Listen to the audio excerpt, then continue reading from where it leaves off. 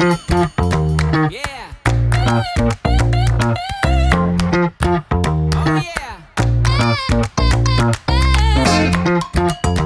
Yeah.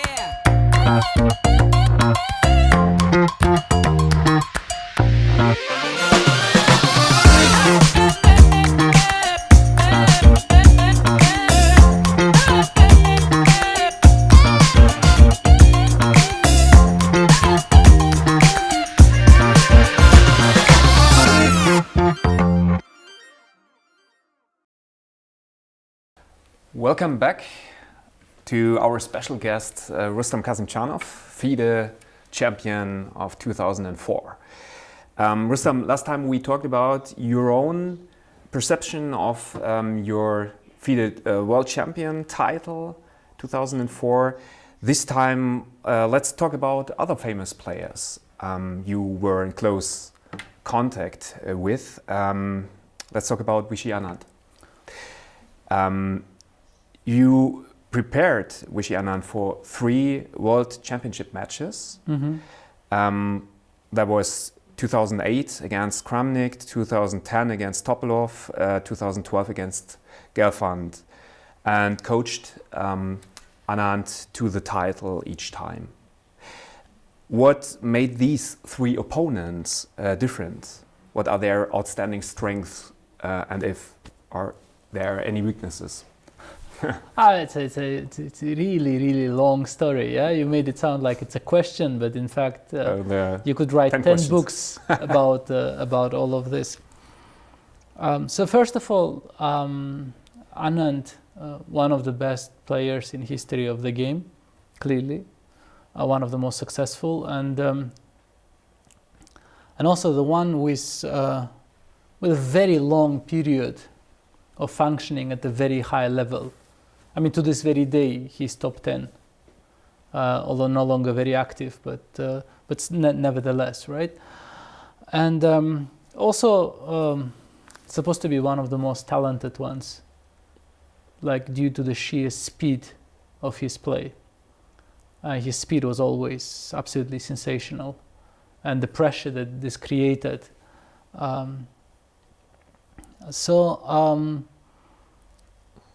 When you asked your question, it almost sounded, like I was a coach who prepared him for the matches. The reality is a bit different. Reality is that I was somehow never a professional chess coach and never considered myself such. It's like with playing chess. You never decide that it's time for you to coach. It just somehow happens. For me, it was like this. 2007, in December, my second kid was born here in Germany, and I had some time off of everything in the beginning. So several months, which was unusual for me, I just spent at home. My kid was born. It was somehow a nice time just to be home to experience this, because with my first son, I was still traveling a lot and playing events, and somehow I missed the few first months of his development. When was his first son born? He was born in 2002, and 2002, shortly after his birth, I played some tournaments, also back then the so-called World Cup, 2002, where I lost against Anand, and I played the Olympiad, which is like a large, long event, right? And I missed quite a lot in the beginning.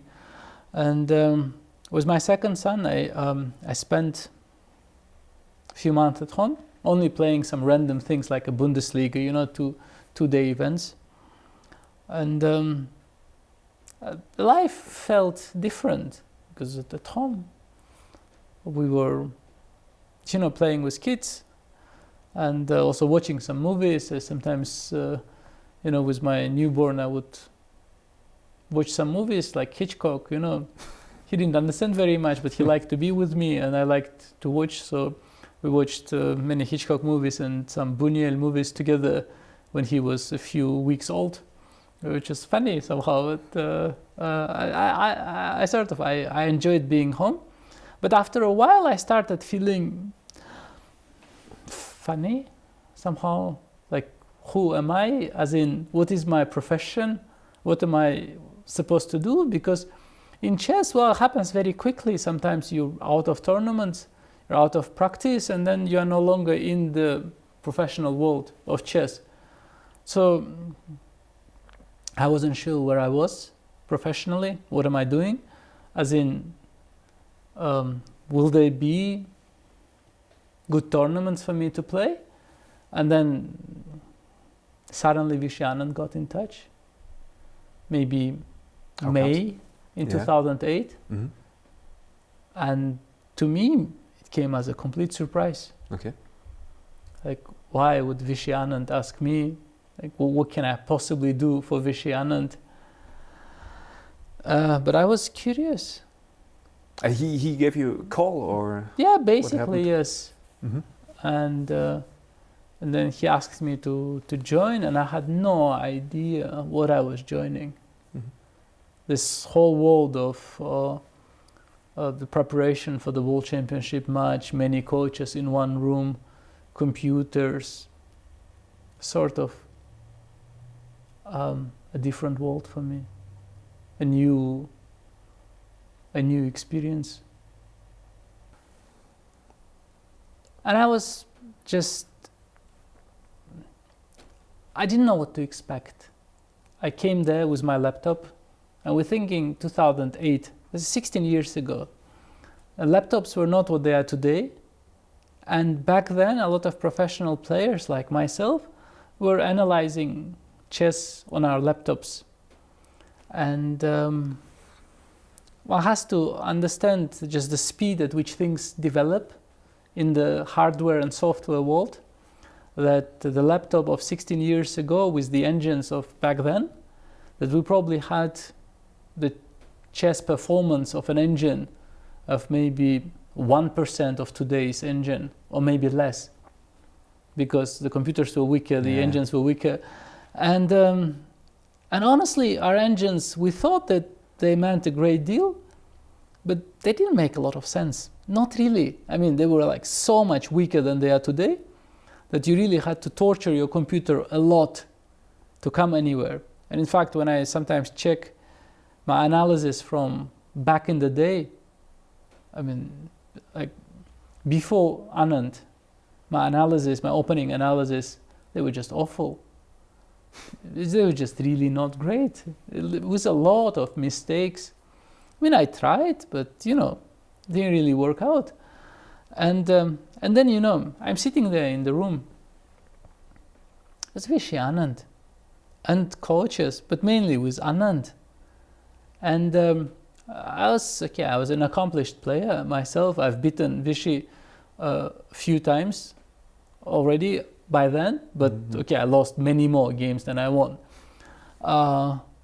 And anyway, to sit and analyze with him felt, like you're in the presence of something divine. It's just like a completely different world. Also, like personally, the sheer talent and respect for the game, and it's just an amazing experience. But not just in itself, but also the way sort of our work started. It was actually quite funny. Because in the beginning, as I said, I was trying to analyze things that he gave me to analyze, or he asked me to analyze on my laptop, like I was used to do. And I was working, more or less day and night. And sometimes we'd discuss some lines with him. And then, he would look into the ceiling and think for 5 seconds, and then would come up with a move which was better than everything I was looking at with my computer. And then I was like, he is really that strong. Like, how can anyone be so strong? I was sort of overwhelmed by this sensation of, that I had no idea just what kind of a level he is of a player and what sort of a gap there is between us. And then it turned out that this entire time when I was using my laptop, Vishy was actually using remote servers, which were much, much stronger than everything I could possibly imagine. So I mean, his computer was just running at maybe 20 times the speed of mine. So of course, when he looked at the ceiling for 5 minutes, for 5 seconds, he was just waiting for his computer to give him the move. And the difference of hardware between us was so huge that it was impossible for me to keep up. And I didn't even know this. I didn't know he was running remote servers at the time. So I thought he was, you know, something like unbelievably special, which of course he is, but not like this, right? And then at some point they told me, they tortured me for about 2 weeks. I don't know why, because okay, in 2 weeks I didn't make much sense, you know, with my laptop and trying to analyze something. And then at some point they explained to me, and I started hearing things that I never heard before, like remote engines and servers and 8-core computers and so on. And then, you know, when I was brought up to speed and I got myself a computer of my own, put it up in my own home, you know, started connecting remotely, and I started using other computers, and I started discovering this whole hidden world of remote engines, remote computers, of hardware, and I started reading about this, and soon I was up to speed. And then it turned out, yeah, I mean, I can keep up. So I started doing a lot of work, and it was also a very, very interesting period, just this getting to know this world of a really high-class, very professional preparation, which was new to me, because a lot of the things that I did, I more or less did on my own throughout most of my career. And here I had first-hand experience of a group sitting together, guided by one of the best players in history, but also by one, at the time, clearly one of the most technically advanced players. Like, he basically sat there with a farm of computers and a lot of know-how on how to use them well. Do you think at that time he was the first to use this infrastructure for preparation issues? I think he was basically on top of the game back then. So 2008, I hadn't heard anyone have this sort of approach, and soon it became the norm. But for instance, I know that his computer in that, his opponent in that match, Kramnik, he just had a laptop of some sorts to analyze, and so did his seconds. I mean, there was nothing high tech about their approach.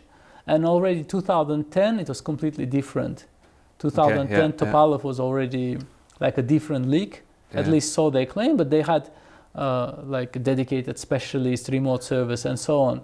So at some point it became the norm, although still as late as 2018, I met some top players who were still doing it old school, you know? One man, one grandmaster, one computer, nothing remote, you know? Everything is this laptop that was getting increasingly hotter and hotter, you know, and burning your fingers. I don't know if and the fan was making noise. And the fan was making noises, but also I still remember, you know, having this laptop, basically, on me, so to speak, and this feeling that at some point it will start burning your skin. This is probably also terribly unhealthy in a way. I mean, your skin is not supposed to be in touch with hardware that is getting increasingly hot by the second. So, but yeah, 2008 I think was this moment, not only probably the greatest match that Anand ever played, but also the technical switch to newer technologies in the world of professional chess. And maybe in a way it's not even a pure coincidence, because I think that the technical superiority that Anand had, this high-tech approach, helped him in choosing the correct lines that also suited his style. Back then, you know, to be able to play sharp variations, especially with black, you needed the support of serious hardware. and that he had it enabled him to go for these positions where he also he felt better. And so basically, I think logically it all fits together very well. He was, I think, a better player always than Kramnik, especially when he managed to find his type of positions. And okay, his approach also helped him do this. These mentioned matches against Kramnik, later on Topalov, how did their preparation differ? What did Kramnik and Topalov?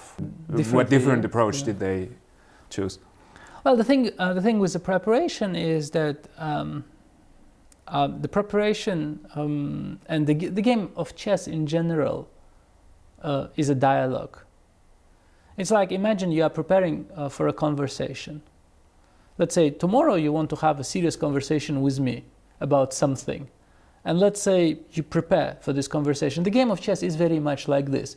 So you prepare what you will say, the things that you will say, how you will say it. And yet your preparation can be successful or unsuccessful depending on how I react.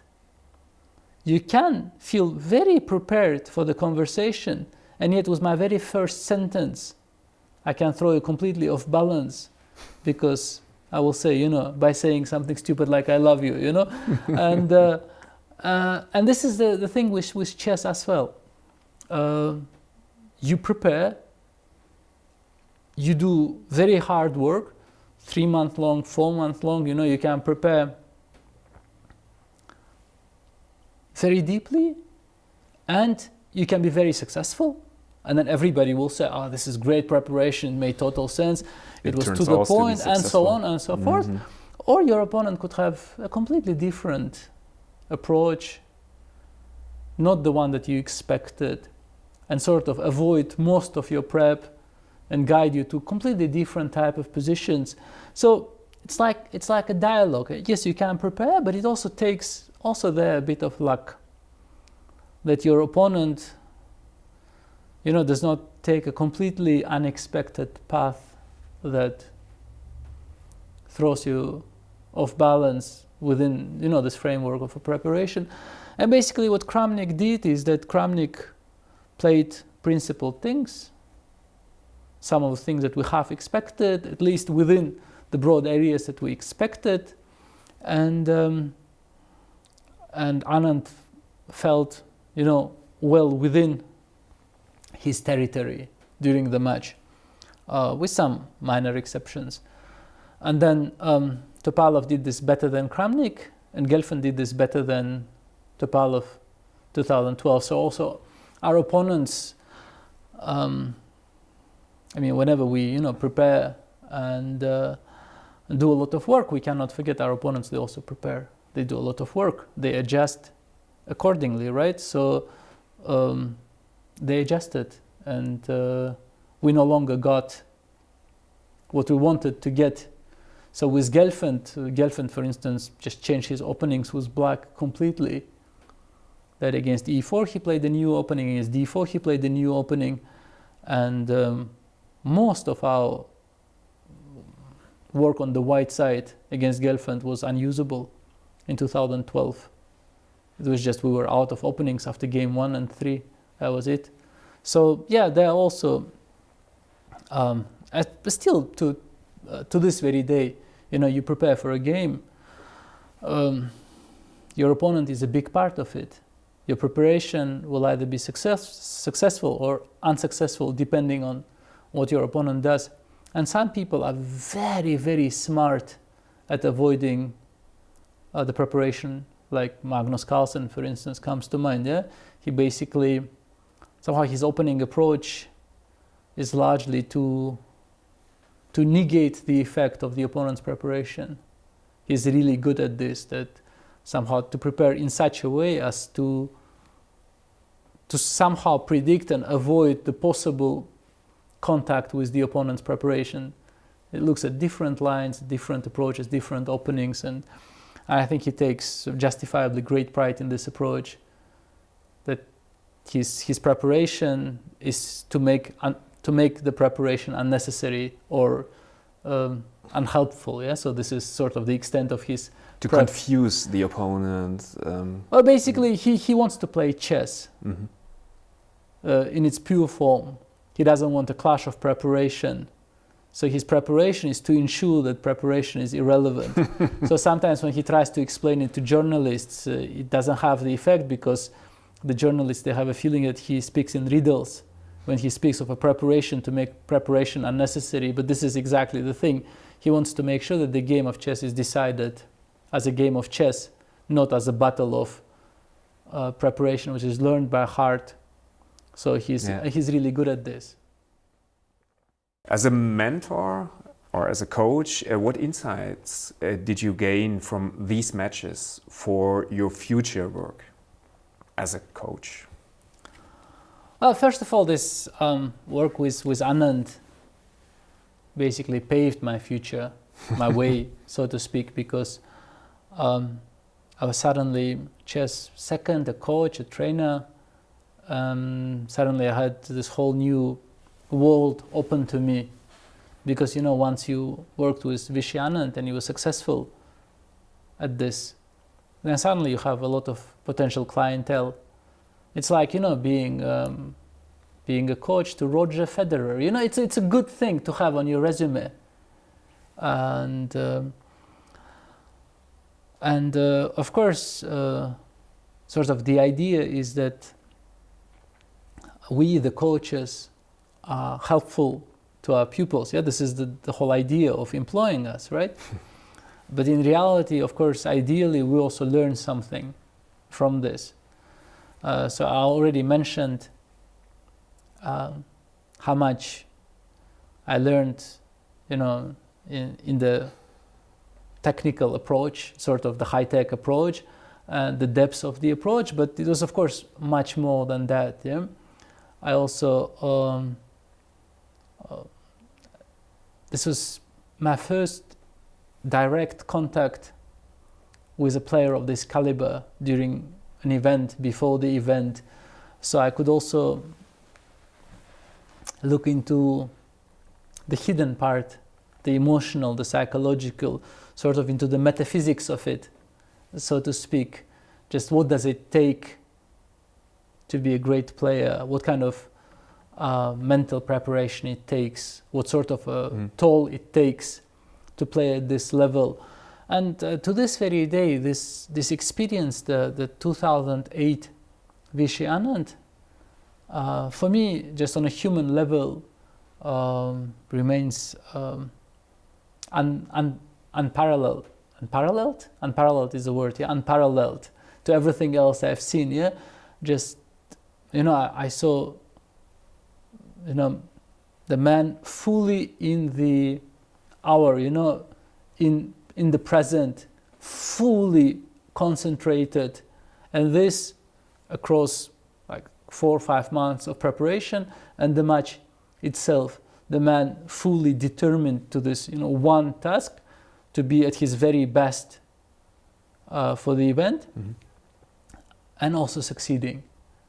Because as I saw later, it's possible to be very determined to do the work and still not succeed. There are so many psychological pitfalls. You can over-prepare, you can overthink. You just have no luck. Or just have no luck. You can be just physically drained by the time it begins. And Vishy Anand, it was just an amazing experience. Like, in the morning when we were there, he was already working. At night when we left, he was still working. And just this sheer ability to look at chess all the time and still continue to somehow make sense. Just on a physical level, on an emotional level, I was really impressed. Because as I mentioned earlier, I was never physically very strong. And Vishy, and I've heard the same thing about Kasparov, I've heard the same thing about Kramnik, just seemed to have this undying ability to continue working on chess.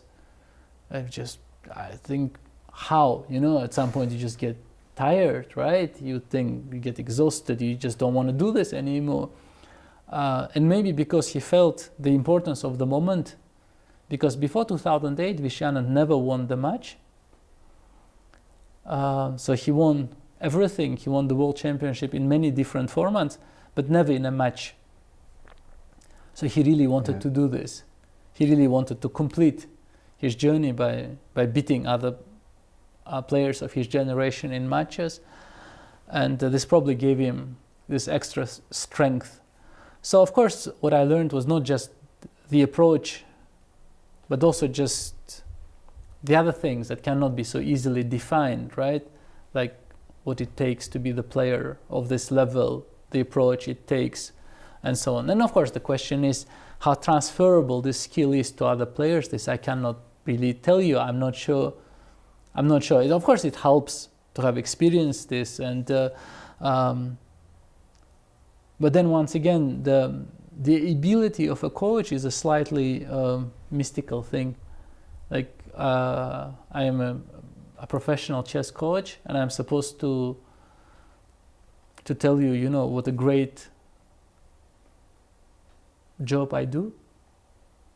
But the reality is, I don't always know if, you know, there is a way to help the student directly, whether what I do is helpful, and whether, you know, the skills that I have seen and learned are transferable to other players. I just honestly don't know, and I never make a secret out of this, right? I don't advertise my services ever, and somehow it seems that I don't know. Sometimes other players expect something from me, as in I've had this throughout my career, that I also had cases where chess players, they expected too much of me. They thought there is some, you know, great mystery that I know, that I have, you know, firsthand observed with Vishy and maybe with others, and that they would be able to apply the same things and be successful. But the reality is this sort of this magic gem just doesn't exist, and every case is sort of unique, and the methods which worked for Vishy will not necessarily work for others. I suppose, yeah, it's a matter of chemistry between each other, right? It's also every chess player is different, acts different, behaves also different. that, but not only that. It's just that, you know, sometimes, you know, some players can work 16 hours a day, and this will work for them, and some players will just get sick and die from this approach. I think chess, and probably many other occupations, chess is unique, and your approach to chess has to sit well with your own personality. And in a way, I somehow also doubt the role of a coach and mentor, especially when too much is expected from this. Of course, I think you can learn a lot from me, but mainly if you do not expect to learn very much. So it's like a Zen riddle. Yes, you will learn very much if you don't learn anything. Yeah, this is sort of like a Zen riddle, so to speak. I've had cases where people thought, you know, I have some ocean of knowledge that is just transferable. This is not the case. This is not the case at all. I have some experience of first-hand work with great players, but mainly whether you learn something from this or not comes from you, not me. So some players are capable of this, of learning, of listening, of hearing, and some players are not. And sometimes, you know, I've worked with people where it was just absolutely obvious that I was neither useful nor somehow even remotely helpful. And I've had also cases where it just worked absolutely amazingly. But of course, it's also partly lucky. Like one of my best experiences came out of nowhere. This 2011 work with the German national team, for instance. The European Championship. European Championship in Puerto Caras, right, in Greece, where for the first time in my life I worked with a team, with a national team, and everybody was in good form, which is not a given, right? You don't know in what form the players will be at the start of a tournament, and everything worked just great, and people got also lucky at the right time, and our work somehow functioned. And then 2015, this was no longer the case. So the same sort of team, the same coach, but slightly different setting, and just didn't really work. But I think sometimes, this experience is helpful. Sometimes it is not. Also here, what you earlier said, it's somehow a dialogue, not just when you play against someone, but also as a coach of your protege. Right? Yes, I also found this out as a player, because as a player I also involved the other way. Yeah. The other way, yeah. I also involved coaches and seconds, and I learned this at some point, that the only way a second or a coach trainer can be useful to you is if you have zero expectations. You think, okay, you have someone, and you expect absolutely nothing. You don't expect great analysis, you don't expect quality of analysis, you don't expect useful advice. You hope for the best, but you don't even hope. Yeah, you basically just cover your basics, and then every now and then when you get something useful, you take it as a pleasant surprise, so to speak. And then I find that it works much better. And also as a coach, when I feel that something extraordinary is expected from me, I sort of lose motivation. And one of when my students ask me, like half an hour before the game, what do I do against the Berlin variation, the Grunfeld defense? I sort of, I just lose it. Yeah, I mean, I don't know what to tell you. I mean, this is not the question I can answer half an hour before the game. Yeah, we can maybe address this, if you have 6 months of preparation. But basically, yeah, I mean, there are things that you can expect from a chess coach, but it's really helpful if you expect absolutely nothing. Yeah, and then maybe if you listen carefully, then you can learn certain things. And Vishy was also very good at this, sort of at giving people their space and at not rushing things.